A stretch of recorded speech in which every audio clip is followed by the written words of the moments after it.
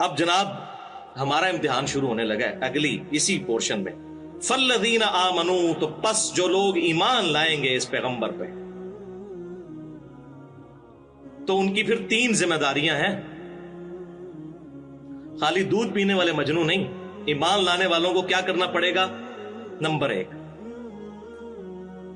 فالذین آمنوا بہ، جو ان پر ایمان لے کر آئیں گے، وعزروہ، اور ان کی تعظیم کریں گے، نمبر 1. نمبر 2، ونصروہ، اور ان کی مدد کریں گے آپ صلی اللہ علیہ وسلم کی.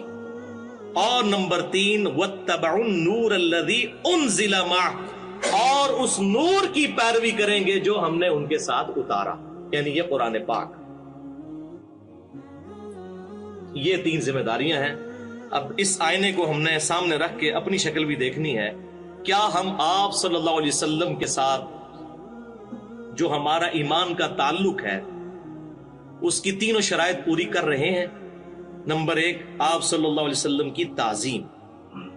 یہ تو ہر مسلمان کے دل کے اندر موجود ہے، یہاں تک کہ کوئی بھی شخص کتنا ہی میرے جیسا گیا گزرا ہو، بے عمل مسلمان ہو، اس کے دل میں یہ بات ضرور موجود ہے کہ میں آپ صلی اللہ علیہ وسلم کی خاطر جان دینے کے لیے تیار ہوں. لیکن اس کا ایک تلخ پہلو ہے کہ آج تک کسی نے جان مانگی نہیں ہے. غلامی رسول میں موت بھی قبول ہے، کیونکہ آج تک ہم سے کسی نے موت مانگی نہیں ہے. غلامی رسول میں داڑھی قبول نہیں ہے، کیونکہ بیوی منع کرتی ہے. غلامی رسول میں حجاب قبول نہیں ہے، معاشرے کا سامنا کیسے کریں گے؟ عورتوں کو تو شانہ بشانہ مردوں کے چلنا ہے، تو اگر چہرے کا نقاب کریں گے تو کیسے چلیں گے؟ غلامی رسول میں موت قبول ہے، پتہ ہے موت مانگنی کسی نے نہیں. باقی چیزیں تو بھائی ہاں، غلامی رسول میں فجر کی نماز تکبیر اولیٰ کے ساتھ مسجد کی پہلی صف میں، یہ تو بھائی مشکل کام ہے، تو روزانہ مرنا پڑے گا. فجر کی نماز جماعت سے پڑھنے کے لیے تو روزانہ مرنا پڑے گا، اور قتال میں تو ایک دفعہ مرنا، جان چھوٹ گئی، اس کے لیے تو روزانہ مرنا پڑے گا.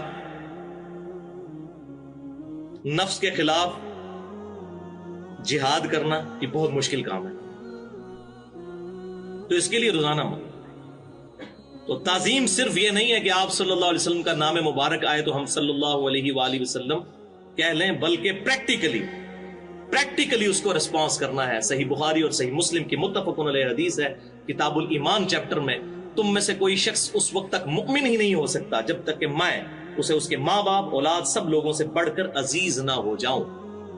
تو اس کا کیا مطلب ہے کہ ماں باپ اولاد سب لوگ ایک طرف کھڑے ہو جائیں اور آپ صلی اللہ علیہ وسلم کا حکم دوسری طرف ہو، تو پوری دنیا کی پرواہ کیے بغیر اپنے محبوب صلی اللہ علیہ وسلم کا دامن کرم تھام لیا جائے. یہ مطلب ہے اس کا مطلب نعرے لگانا نہیں ہے، صرف جوش سے گلا پھاڑنا نہیں ہے، بلکہ پریکٹیکل.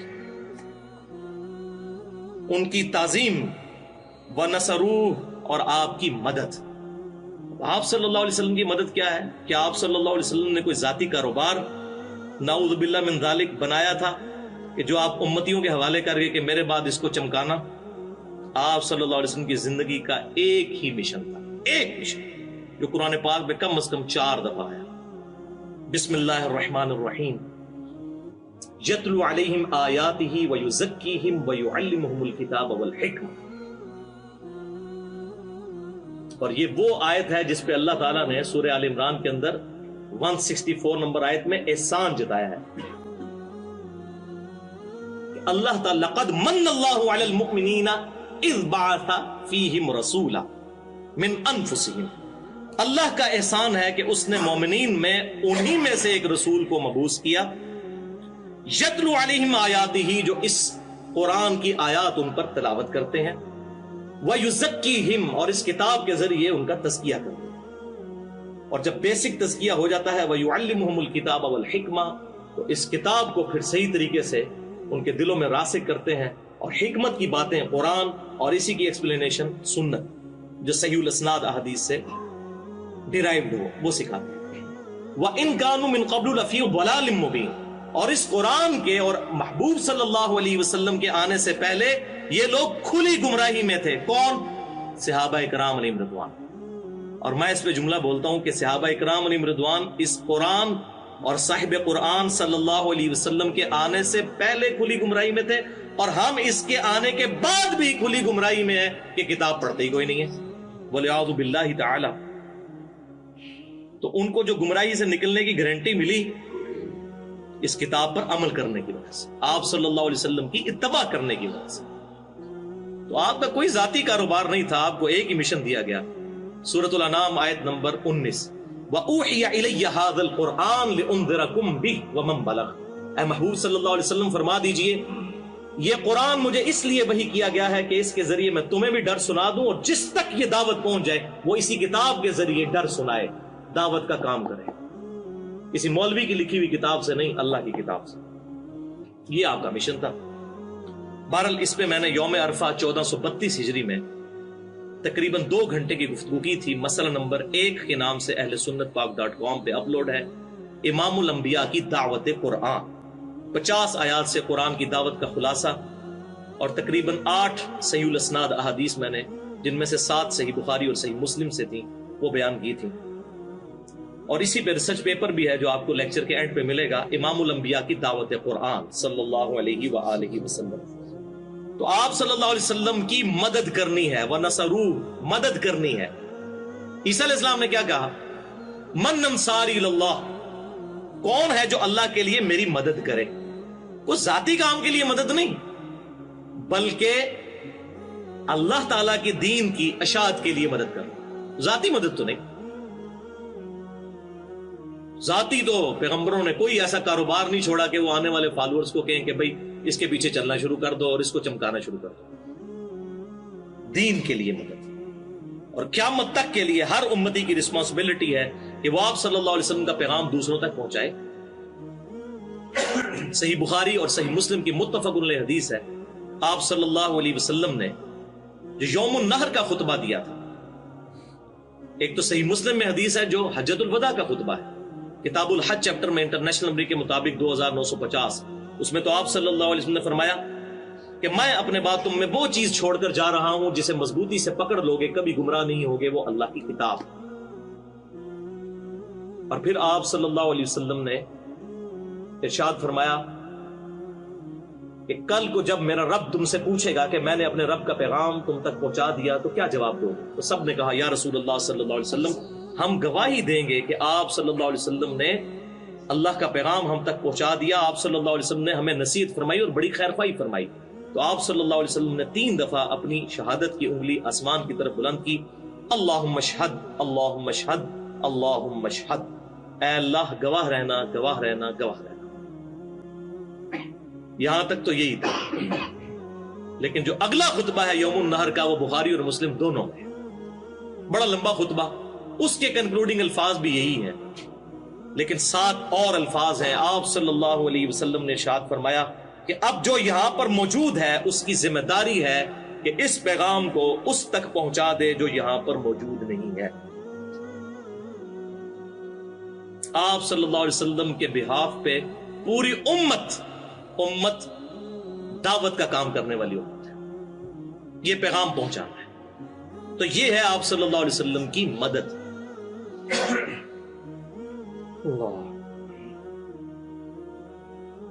وَاتَّبَعُوا النُّورَ الَّذِي أُنزِلَ مَعَهُ، اور اتباع کرو اس نور کی جو ان کے ساتھ ہم نے نازل کیا، یہ کتاب اللہ۔ اب اس کے اندر تو سب کچھ ہی آ گیا، بالکل سپرلیٹو ڈگری آ رہی ہے۔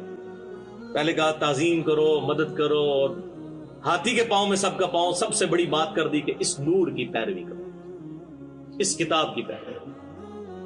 آپ صلی اللہ علیہ وسلم نے اپنی وفات سے 2.5 مہینے پہلے جو خطبہ دیا ہے حجۃ الوداع کے بھی بعد، صحیح مسلم میں اوپر تلے 4 احادیث ہیں انٹرنیشنل نمبرنگ کے مطابق 6225 سے لے کر 6228 تک، جسے غدیر خم کا خطبہ کہتے ہیں، جو اہل سنت اور اہل تشیع کے ہاں کامن خطبہ ہے، جو ہم نے اپنے منہج پہ بھی لکھا ہوا ہے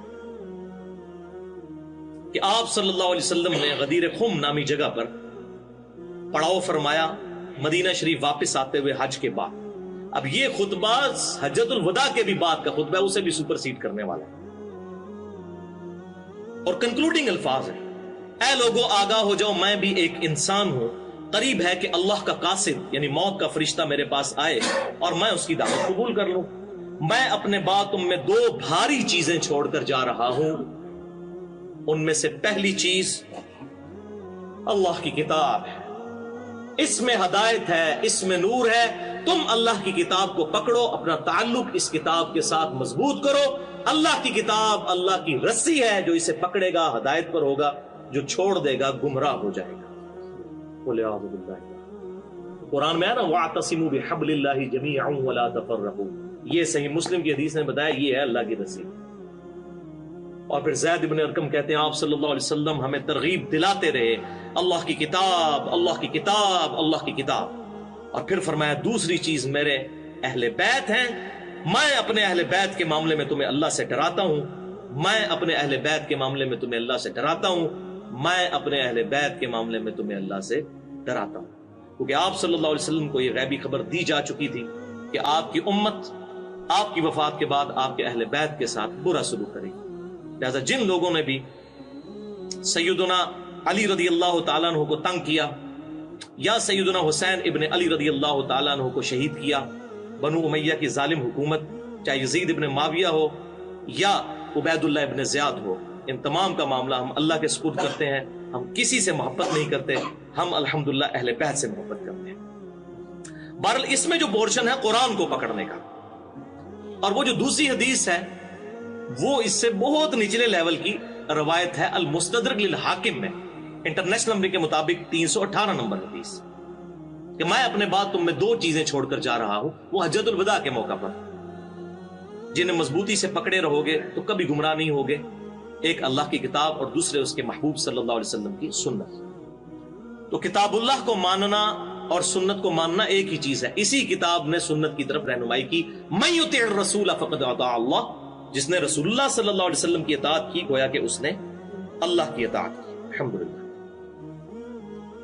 اب آ رہا ہے جناب اتنی مشکل یہ 3 کڑی شرائط کے بعد اولئک هم المفلحون, تو پھر ایسے لوگ ہیں فلاح پانے والے. اتنے تو جناب بڑے ہیں جناب, ایک بار کلمہ پڑھ لے جناب سیدھا جنت ہی جانا ہے. دیکھ لو جناب جنت ہی جانا اتنا سوکھا نہیں ہے. جنت میں جانا اتنا آسان نہیں, بڑا مشکل کام ہے. 3 شرائط. اب قرآن کوئی پڑھے گا تو پتہ چلے گا نا.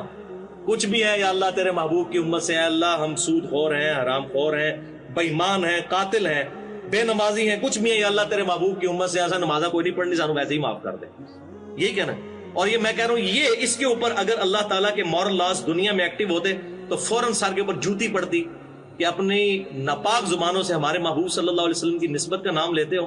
جو کچھ بھی ہے تیرے محبوب کی امت سے, یعنی تیرے محبوب کی بات ماننی کوئی نہیں, بس یہ نسبت کی وجہ سے ہمیں تار دے. تو یہ 3 شرائط, آپ صلی اللہ علیہ وسلم کی تعظیم, آپ صلی اللہ علیہ وسلم کی مدد یعنی دین کی ترویج, اور تیسری چیز پیروی کرنی ہے کتاب اللہ کی. تو پھر فلاح انشاءاللہ تعالی مقدر ہو جائے گی انشاءاللہ. اب یہ بات کے بعد آپ صلی اللہ علیہ وسلم کی طرف سے دعوت دی جا رہی ہے. قل یا ایھا الناس انی رسول اللہ الیکم جمیعا.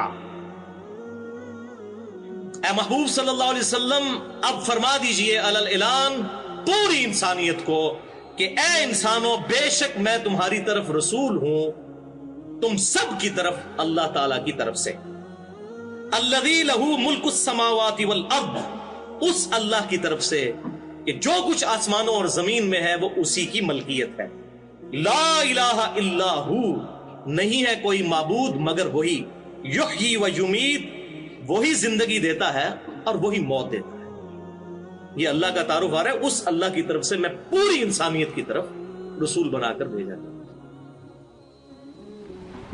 وہ لوگ جو اس رسول یعنی نبی امی کی پیروی کرتے ہیں جن کے اوصاف کو وہ اپنے ہاں تورات اور انجیل میں لکھا ہوا پاتے ہیں, وہ انہیں نیک کام کا حکم دیتے ہیں اور برے کام سے روکتے ہیں, اور پاک چیزوں کو ان کے لیے حلال کرتے ہیں اور ناپاک چیزوں کو ان پر حرام ٹھہراتے ہیں, اور ان پر سے بوجھ اور طوق جو ان کے سر پر اور گلے میں تھے اتارتے ہیں. تو جو لوگ ان پر ایمان لائے اور ان کی رفاقت کی اور انہیں مدد دی اور جو نور ان کے ساتھ نازل ہوا ہے اس کی پیروی کی, وہی مراد پانے والے. کاش میں دور پیمبر اٹھایا جاتا بخدا قدموں میں سرکار کے پایا